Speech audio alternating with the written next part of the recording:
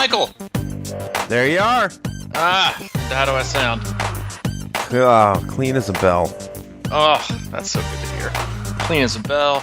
It is Monday morning, February the what? February 26, 2018. This is, in case you didn't know already, the Crushing Iron Triathlon podcast, and we appreciate you taking the time to download, subscribe, and listen to myself, Coach Robbie, and that is Mike, talk about triathlon, life, and everything else in between, including other random tangents that we may go on from time to time. So we appreciate you joining us, and we're looking forward to today's show. Yeah, we're super excited about today's show. Yeah, we're both back in the same city. Mike, you've been in New York for just exactly a week or a little over a week, I feel like. It was exactly 7 days. Okay. So just got back yesterday. Went over to fellow C26 athletes, Jim and Rebecca, cooked me a little steak. Got back home last night and went right to bed, and I've been exhausted. Wow. But I feel great, man. I got to tell you, man, I was thinking about this on the plane. One of the things that about that trip, I was up there filming a documentary on street art, you know, and I got to tell you, man, I was a little bit nervous going into that trip. Really? Yeah. Because of the meeting because of new people, or what? Yeah, there's a lot of pressure on it. For you're shooting a film, and you got we had I think we ended up shooting about 8 or 9 interviews with pretty high profile people in the regarding in relation to this film.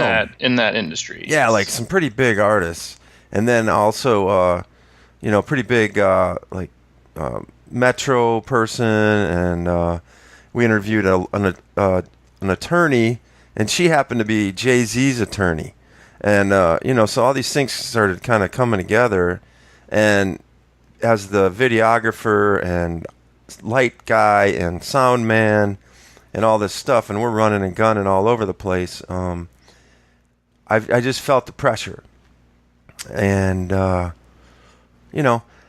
but as we got through more and more of them,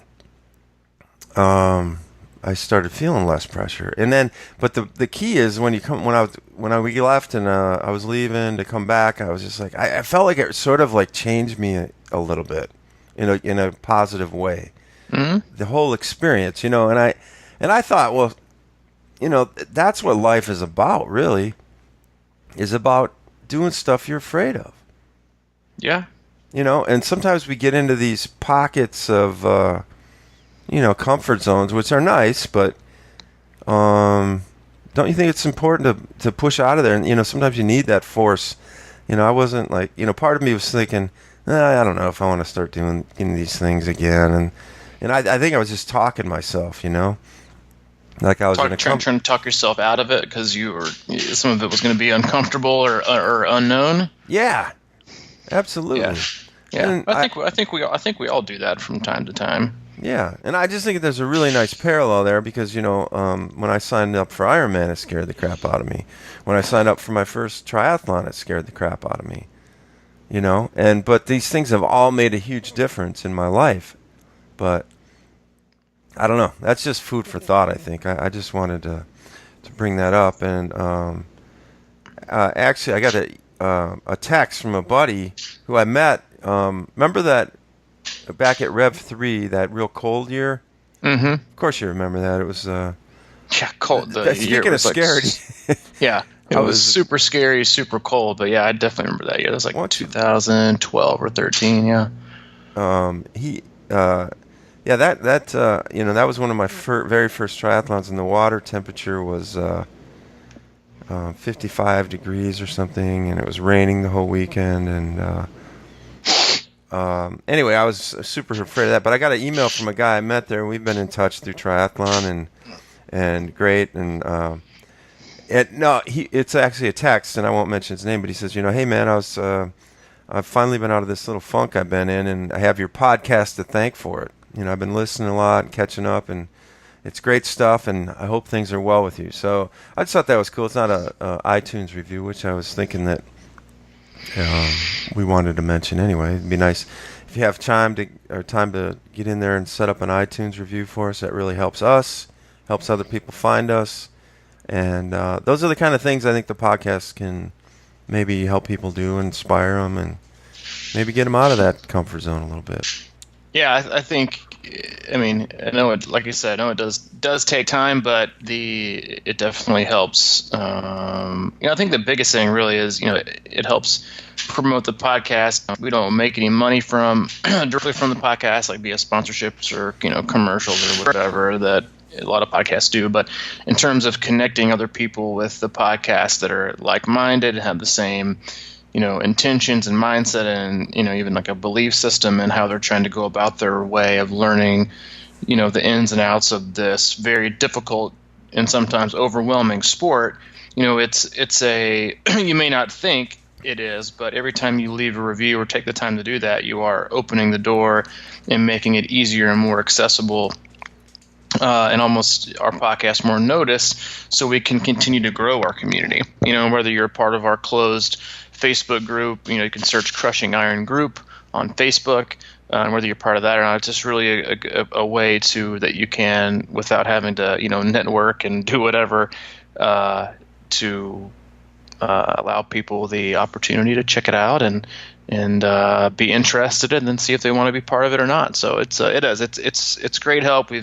You guys have been on a roll, our listeners, in terms of leaving a review. We're up to like 124 now, so it's been really awesome stuff. So we really appreciate it. I appreciate all the emails that we get as well from our listeners, questions or feedback. Those are always very well received by Mike and I, so don't hesitate to reach out to us or even text messages like Mike just had. And then, again, if you ever have any ever want to kind of dive deeper into what we do on the entire scope of Crushing Iron, you can always go to our website, crushingiron.com. We've got all the information there about coaching, training plans, camps, gear, swim analysis, some of our swim videos, and everything else in between. So you can feel free to check us out there, because let's be honest, if you haven't checked us out already, you're a little behind the eight ball. Because we're in full-on triathlon season swing right now. Yes, we are. Yeah, and you can follow us on YouTube at Crushing Iron as well. We're doing some new videos, and that's going to be breaking a little heavier as we go over the next few weeks. And, Instagram, Twitter, that kind of stuff as well. Yeah, so it is right there, isn't it? It's staring you hard in the face. I know that. It is, yeah. I had a bit of a rough week last week, but in just terms of scheduling and working around things, but that's how life goes, and as much as I was like trying to be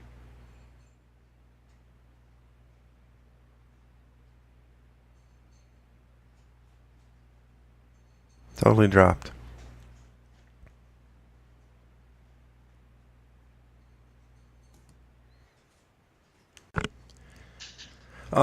Sorry, man. My Wi-Fi went out there, as you were saying. It's been a tough week of scheduling.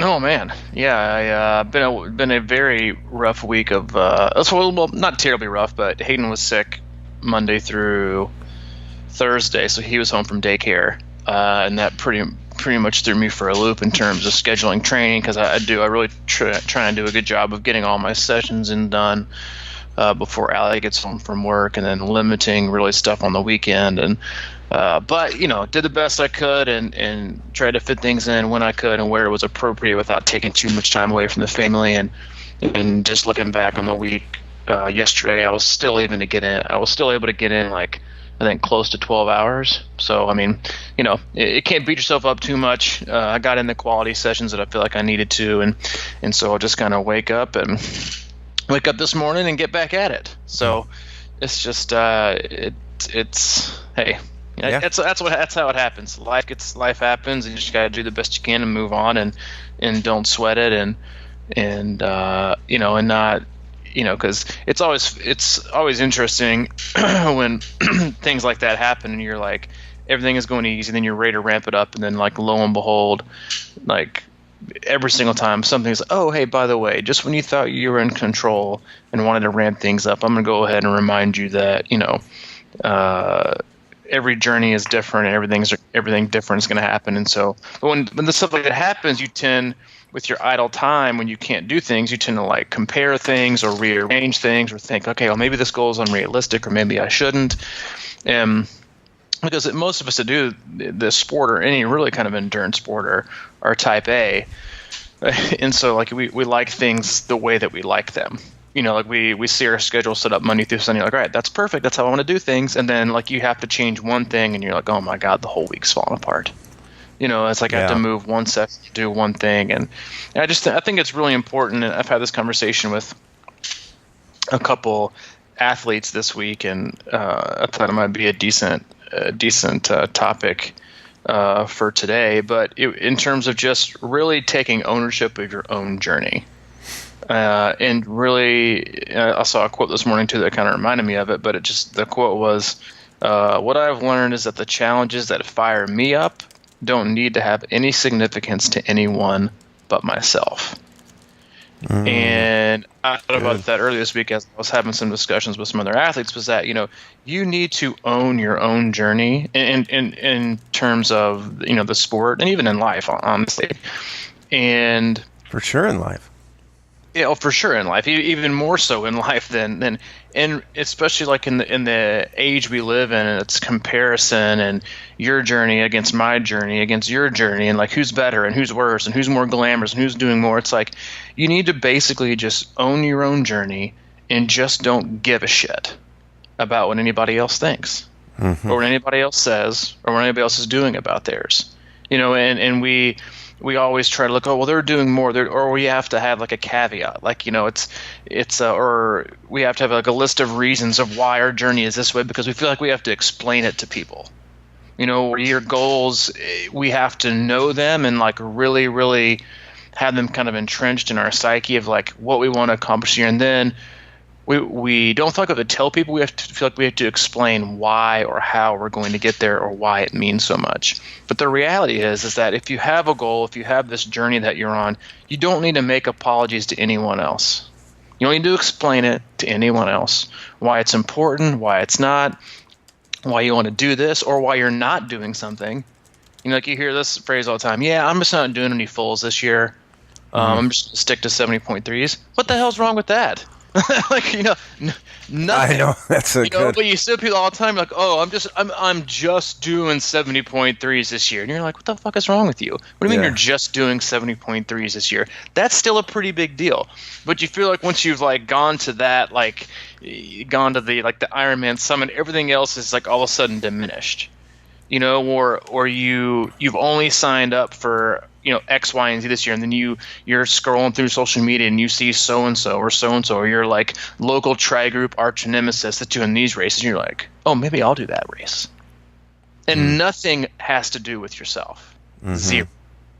I mean, ego for sure, but it's like, why are you altering yours because of somebody else or anybody else? And like the only person you really have to justify it to, in my opinion, or for me, example is Allie and Hayden.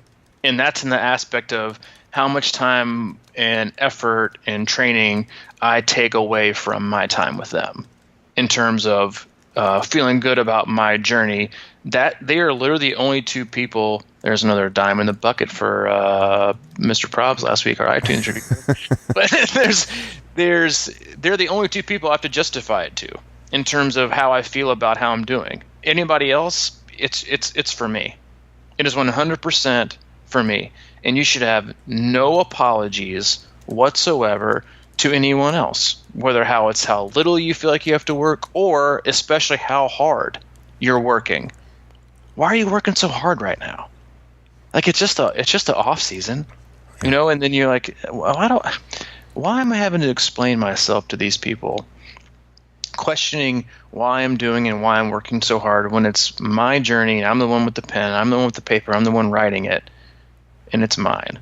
And to that extent, you just have to own it and tune everybody else out, because you're about to hit full on DEFCON 7 of triathlon season where people are racing every single weekend, and social media posts out the yin yang of race blogs and race tips and race recaps, and I'm doing this. It's like it is on. Everybody's racing all the time, and it starts now. So if you haven't concreted yourself into believing that I don't have to deviate away from my journey because of yours, then I don't think you'll get near as much joy, or maybe not, or maybe won't even accomplish as much this season as you would have originally. Yeah. That 70.3 thing was funny, by the way. I bet I've heard 100 people say that. No full for me this year. Only 70.3s.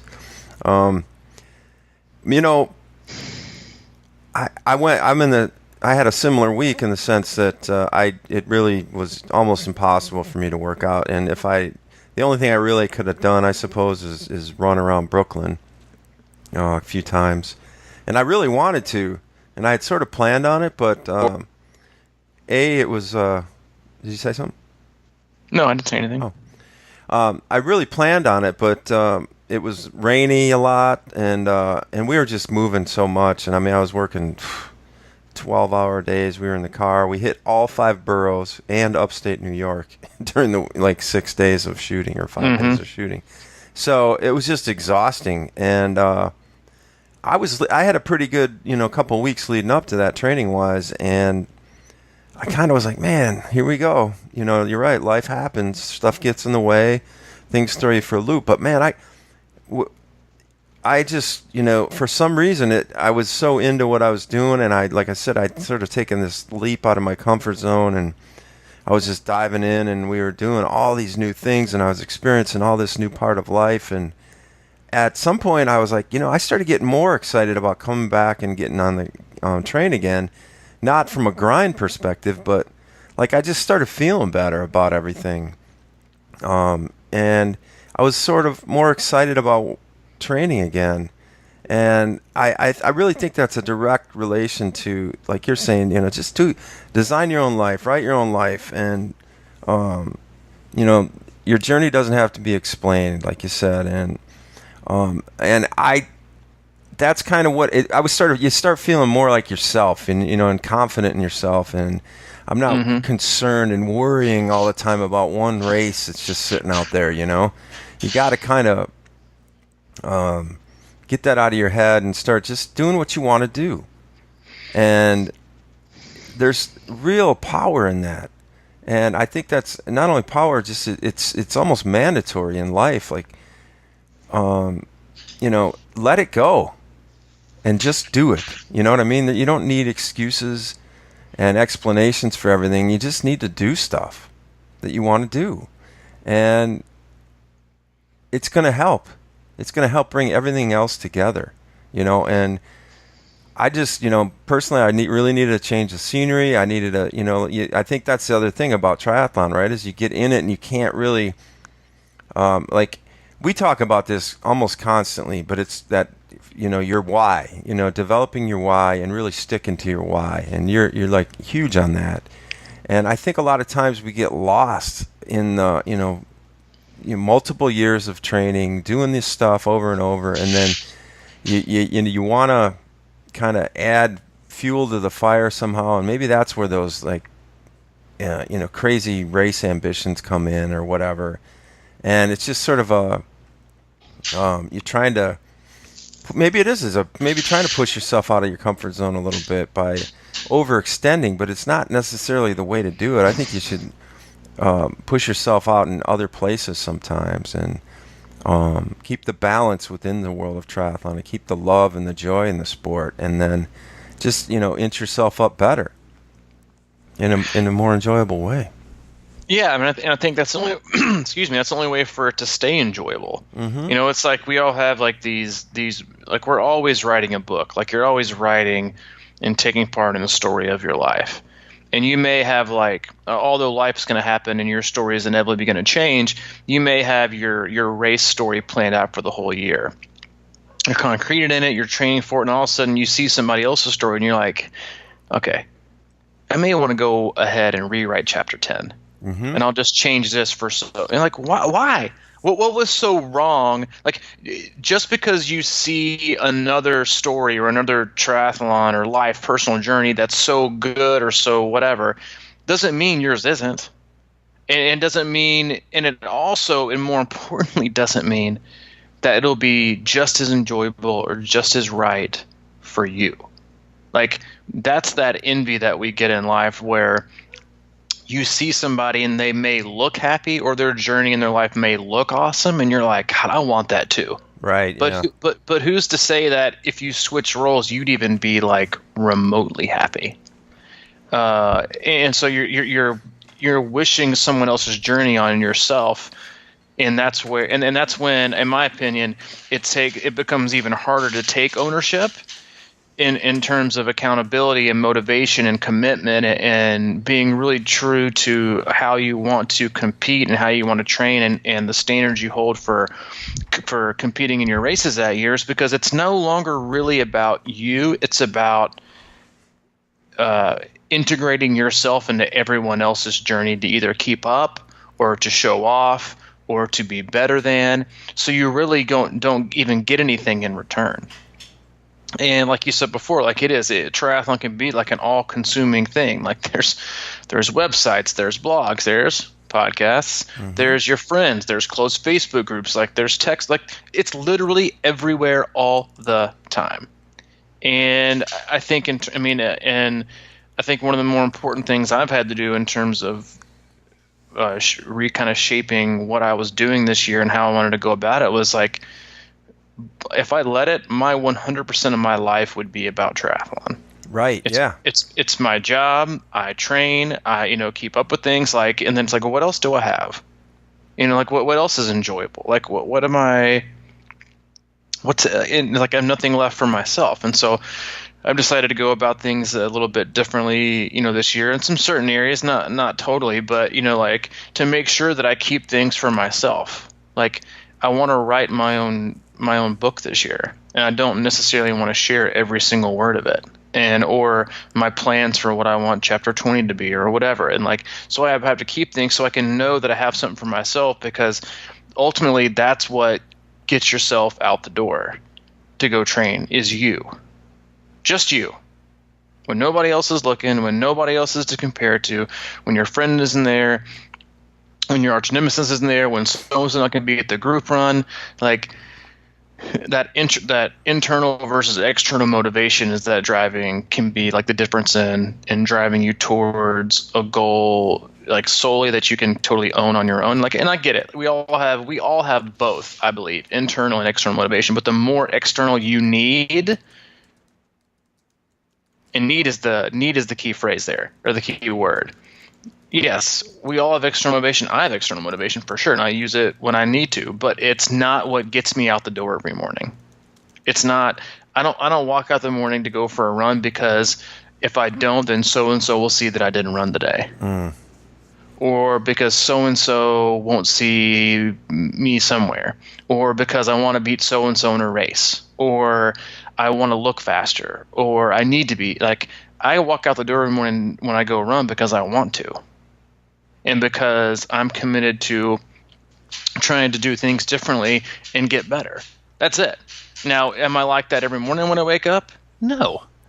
I'm not, because some days you just ain't got it. Yeah. And that's when I kind of pull out the little bit of like an external motivation thing. But when I even did this yesterday. I saw somebody online post their like race schedule for the year. And I was like, oh, I'm not doing any of those. My first thought. And we all do that. I deal with athletes all the time. Hey, so my friend so-and-so's doing this race. What do you think about this? So I'm like, so am I planning your schedule or their schedule? But my first thought was, oh, I'm not doing any of those. Maybe I should do one of those. What the hell for? Yeah, it's like triathlon commercial 24/7. It's like triathlon Amazon. You don't need it. You just kind of want it. Because you see it and it's there and it's really accessible and it's easy to do, and it's triathlon clickbait is all that it is. And all it does is, again, like we talk about a lot, is we get so distracted by other people's this, and we want instead of really truly intrinsically understanding why we really need what we do need. And if you can strip your season down to those kind of bare bones, to like the minimal approach or mindset of, I really just need X, Y, and Z, and to do this, and this every single day. And yes, is it going to be, am I going to race every weekend? No. Is racing fun? Sure. But is achieving your goals the ultimate, goal for the year? Yes. Well, then go back to one. It's like we need those like yes or no trees to figure out if like something is a good idea or not. But yeah, it does. It comes, and it's hard. It is a battle. I think it's a battle every single day. Just because of the friends you have and the life you live and the people you surround yourself with are usually always in the sport. So it's always, and I don't think there's anything necessarily wrong with comparing yourself, because I think we do it no matter what. Like, are we as good as so-and-so? Or if we're not, why aren't we? Or even can I be?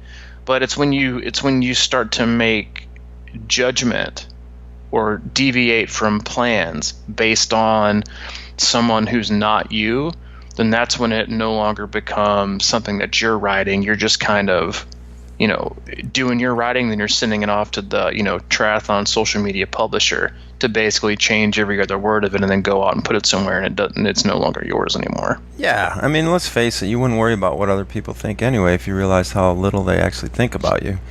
And, it's like, I think that's just, that's just the reality of it sometimes. I don't know if I'm a unique person in that way, but I feel like I've been through a lot of, friend waves or whatever you want to call them and things like that. And you kind of try to, do the next thing for the next group of people you meet and kind of morph into that. Maybe it's you, maybe it's not. And maybe it becomes you. And I don't know if that's... it's always got me in trouble, I guess is the point. And I think the thing about our podcast is that we both love triathlon.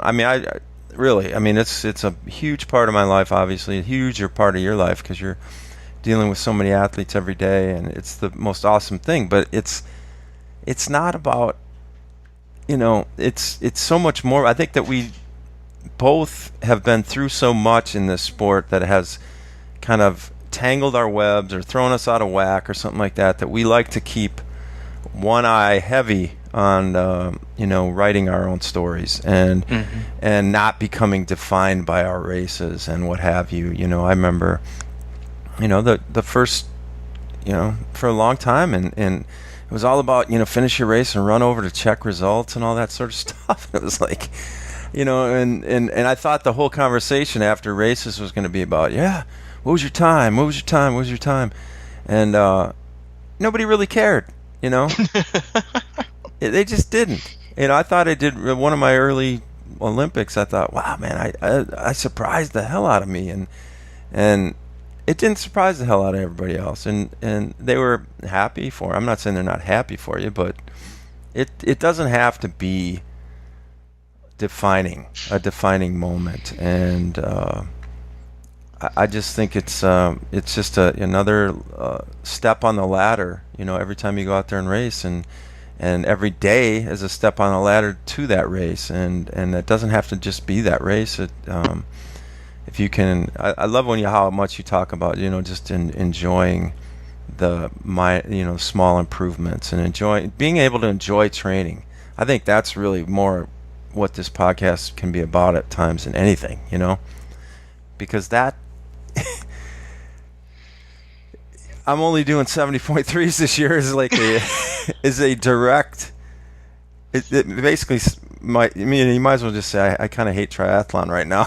You know what I mean? Because it's sort of like it forces you. You're still in the game, but it's like, man, I can't dedicate that much time or energy to this sport anymore. So I'm gonna and I know I can do a full, so I'm just gonna kind of fake my way through a 70.3 or two and call it a year. It's just such a weird thing. And I am weird in general. Like, I'm self-deprecating. I've only done this. I'm only a marathoner. I'm only a like. What do you mean only? Like that's just it's just in general like a terrible way to talk about yourself in general. Like I'm only this, or I'm only that. I'm only. It's like that's not really. That's still. I mean, if it's you, and you make no apologies about it, then why is it an only? And we like or I'm like this. It all comes down to how we want other people to see us, because like what you said, like you'd be surprised how little people think about you. And the thing is like most people in general these days, they just don't think about other people. Like I don't think thinking about someone I don't think comparing is thinking. I just think it's an apples and oranges thing. It's envy and it's ego. And I think that is a larger part of our society than truly thinking about other people. Like really truly thinking about other people.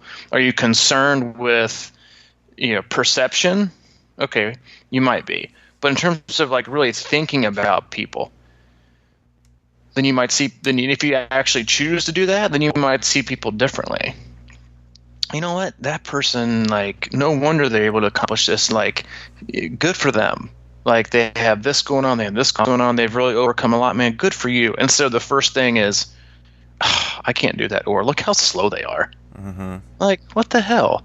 But it's happened to everyone, and everyone has done it.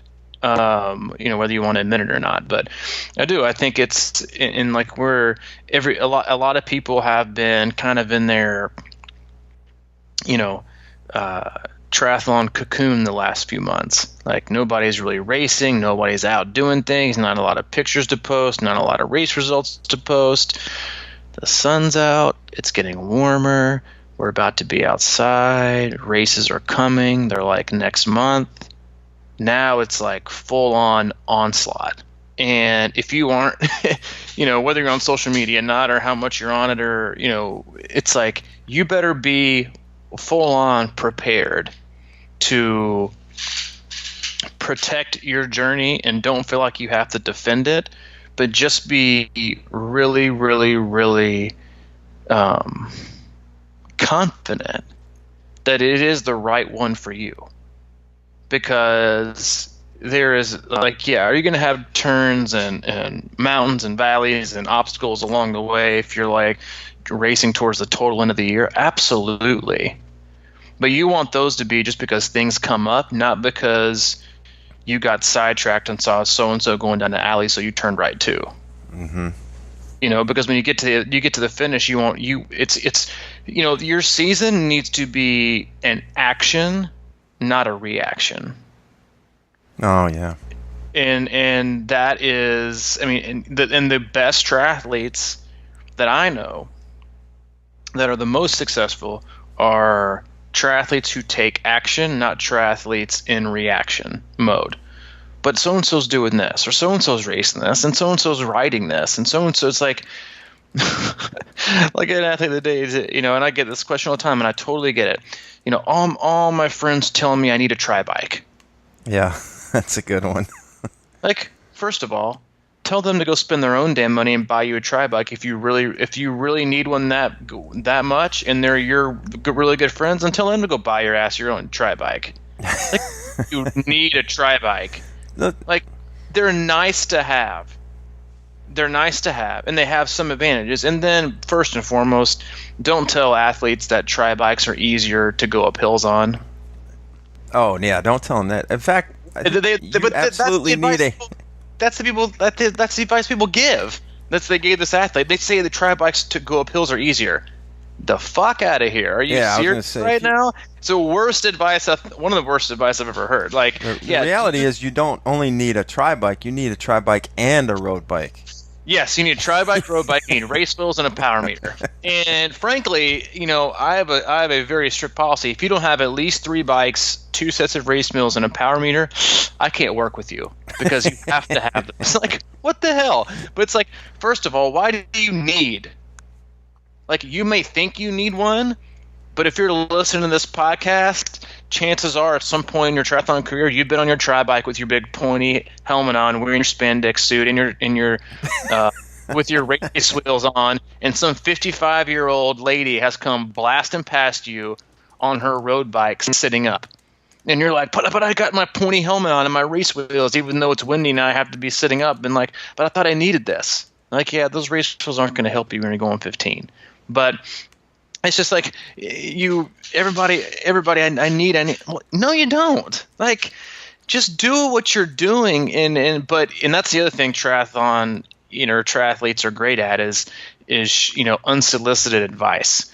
It's like, you know what you need? You need this.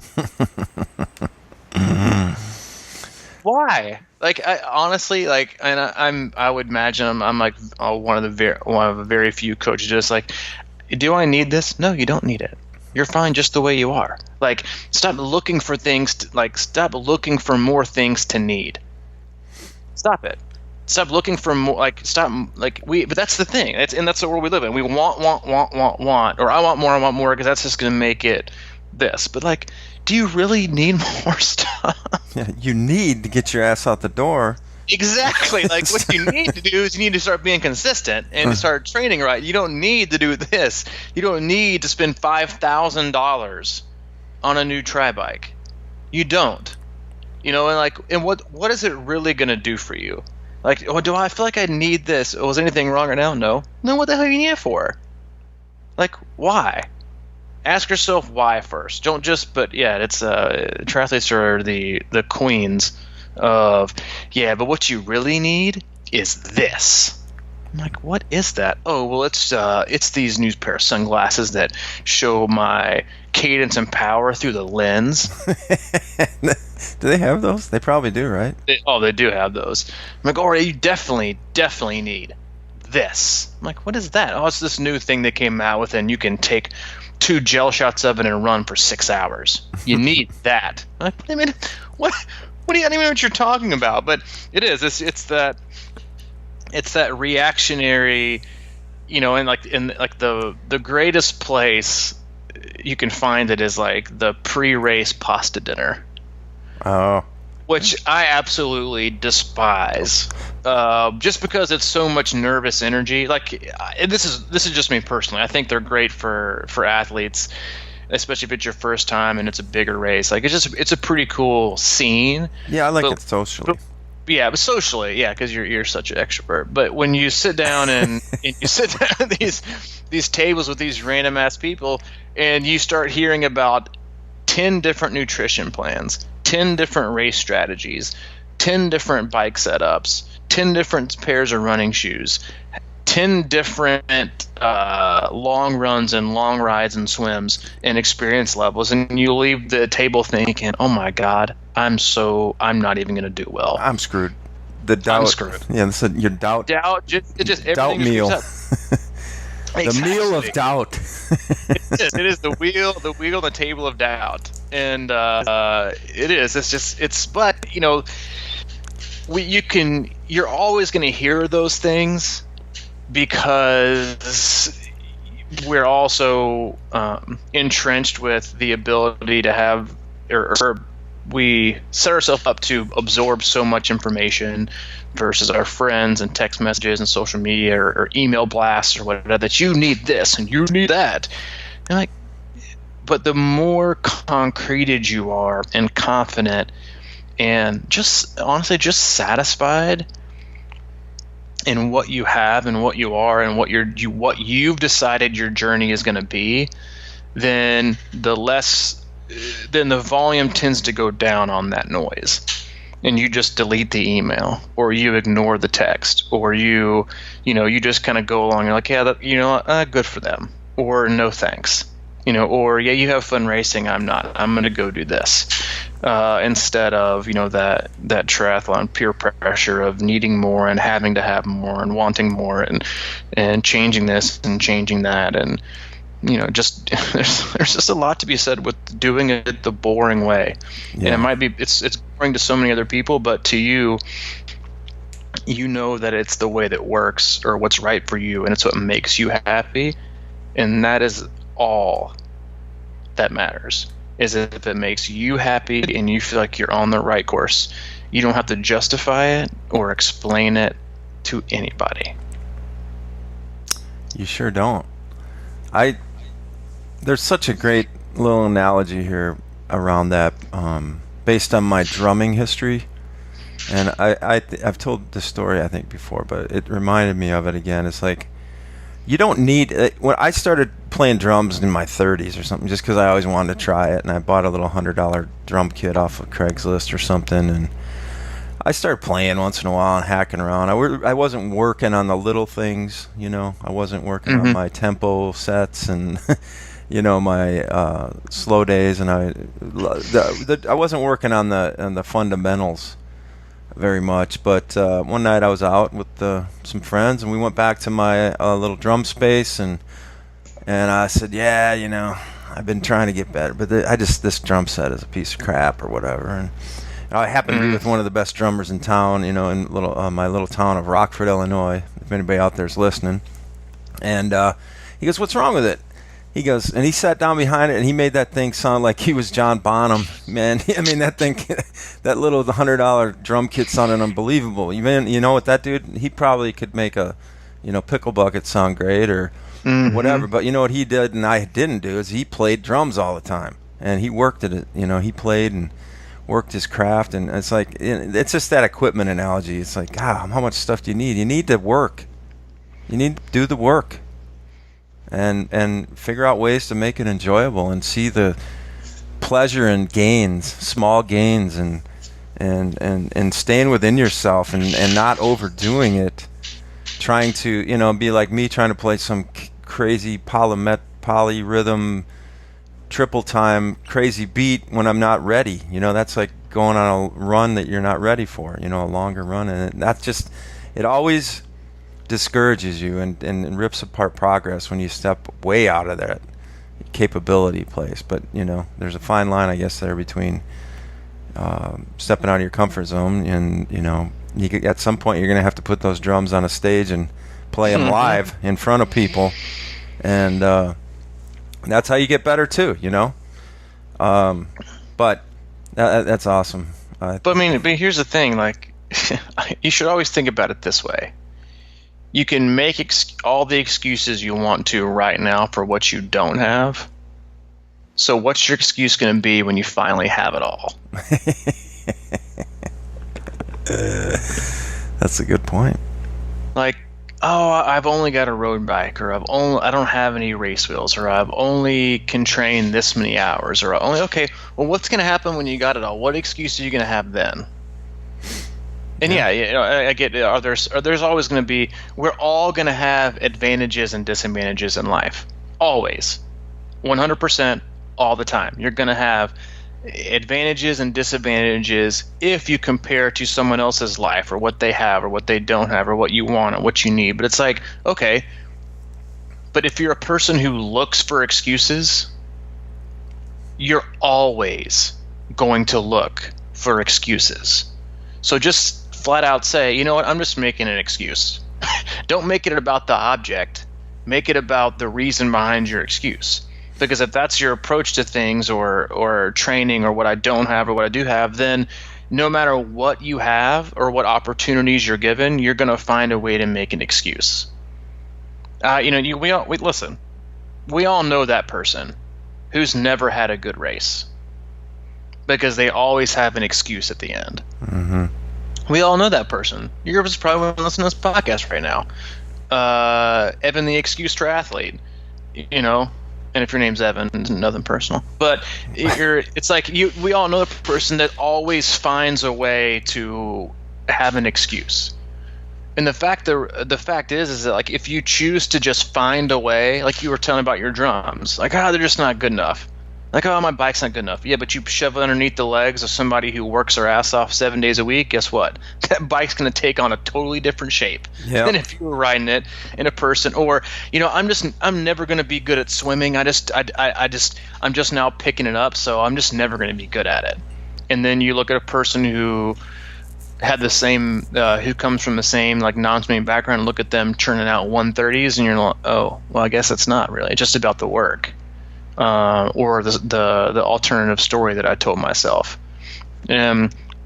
It is. It's like you do the best with what you have, and then if things change, then you're going to be better off.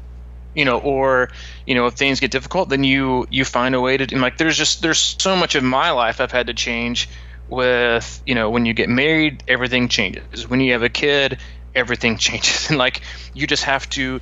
And I can make excuses. I'm married and I have a kid. I don't have like unlimited training hours. But I can tell you right now, for the most part, I do the best I can do with the amount of time that I'm given. And most of the time, I'm like, I don't even know if I would want to train more, even if I had the time. Yeah, I know that one big time. It's like, so what's the point? And so it's just about, this is the life that I have, and I love it. So why am I going to make any excuses about anything even related to it? Mm-hmm. Just so I can justify where I am or where I'm going and where I've been. And the fact is if I'm happy with it, then that's all that matters. Yeah. And right now, I'm happy with it. I mean, you bring up a good point there about the, work with what you got, and then at some point, if you do get something that's faster or whatever the case may be, you'll be ready for it, and you'll be, better at that point. I mean, this is the thing I always talk about with my bike. It doesn't really fit me that great, and it's a little heavy, but I still haven't proven to myself that I deserve a new bike. Because I don't think I've gotten the most out of this one, and I know I've done fine. I think I can even do better with it. It's just a matter of putting in the work. It's like we went to New York on this thing this weekend, and I've been shooting video and doing video stuff for a long time, and we had a new camera, a nicer camera than I've ever had this weekend, and which added a little bit of stress to me. But the funny thing is, it is better, but I still needed to learn how to use it, and get the most out of it, because you can have the best damn camera in the world. I used to work with a guy who knew everything about shooting video. He knew every trick he knew how the camera worked, down to the nuts and bolts, and every time he went out and shot, he would bring it back to the editor, and the editor would be like, the colors are bad, this thing is awful. But he could explain why it was the weirdest thing. He could explain why he screwed up, but he couldn't do it right. I don't know, it was a weird thing. It was like he's a real techie guy. Yeah. But I think there's a lesson in there for triathletes too. It's like we all, know some, people who know everything about nutrition and everything about cycling and cadence and power and all that sort of stuff, but then they go out during the race and they can't execute it. And how do you execute? It's all out there. You execute by working at it. I think it's always good to remind people, like, people were going and doing 8 hours at Kona and Winningham on a road bike with a regular helmet and t-shirt and cycling shorts with no watch or just a basic chrono, and they wrote their training plans on a notepad. So, you can make it about equipment, but you really need to make about your effort and your work. Because guess what? No one, I'm going to say no one, you'll always, no matter what the result, you'll always derive more pleasure and more gratitude from work and effort than you will any material thing. Whether it's a new power meter, a new set of race wheels, or a new bike, or a fancy event you're going to do. There's nothing out there that changes people and means more to people and has a more lasting effect than effort and hard work and the result you get from that. Not the result you get from, your brand new pedal-based power meter. It's just nice. Is it nice to have? I don't know. Well, I mean, guess what? Is it? Is it really? Is it really nice to have? Well, I guess, or just something that you want. Yeah, because how long before that gets too old? You know what I mean? Like, it's just a cycle. If you can't, I mean, back to that story about me drumming. I was living in Rockford, Illinois, and I had this fantasy about living in Denver, because Rockford is kind of a dreary, sort of oppressed town. Mm-hmm. It's very tough to live there at times, and I always thought, well, Denver's sunny all the time, and I loved it. I'd visited maybe like 6 or 7 times, and every time I was there, I just loved it. It felt like the place that I needed to live.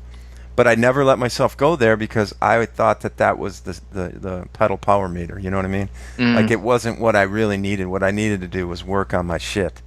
Yeah. And figure out a way to be happy today, no matter where the hell you are.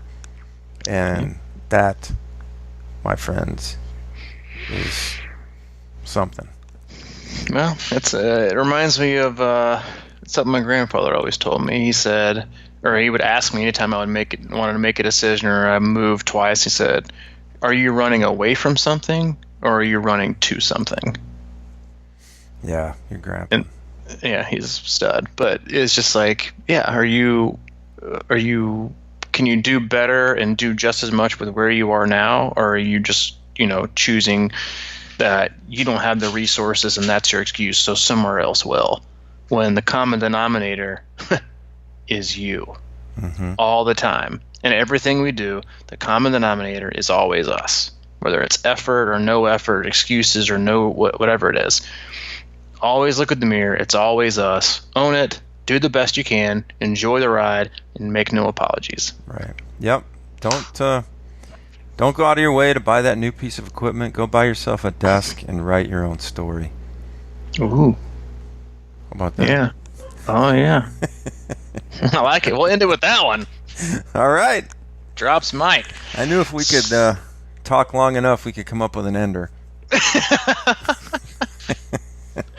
Not a bad one. But no, that was a good one. So we will come back at you again on Thursday with more exciting information on triathlon, and had a lot of requests in the closed group for some new podcasts, so maybe we'll dive into addressing some of those and maybe expanding our How to Not Suck series and move into cycling or running or something else. But yeah, that is it. And again, if you have any questions about what we do or to be a part of it, you can always go to the website, crushingiron.com, or if you have any direct questions for Mike, you can hit him up at crushingiron@gmail.com, or you can reach out to me personally at c26coach@gmail.com. Yeah, you can. And listen, this is a commercial-free podcast. We have 140 some podcasts and do them every Monday and Thursday, and we're focused on triathlon and all these things, and kind of like what we were just talking about. But if you feel like you've gained something from it and you want to support the podcast directly, we have a pledge page on our website at crushingiron.com. You can go there and leave what you think you might be worth it, and just help us out a little bit. We put a lot of time into these podcasts and spend a lot of money on storage and different equipment pieces and hosting and the whole 9 yards. So yeah, anything would help. You can check that out. You can come on in the closed Facebook group at search Crushing Iron Group on Facebook, and that's the next level of active people. The next level. Yeah. And Make the next level is the coaching. Next level. The active athletes. Next level. The next level is the active athletes page. Yeah. And which, if you're looking for coaching or know somebody is, we're taking athletes all the time and dedicating a lot of time and energy and into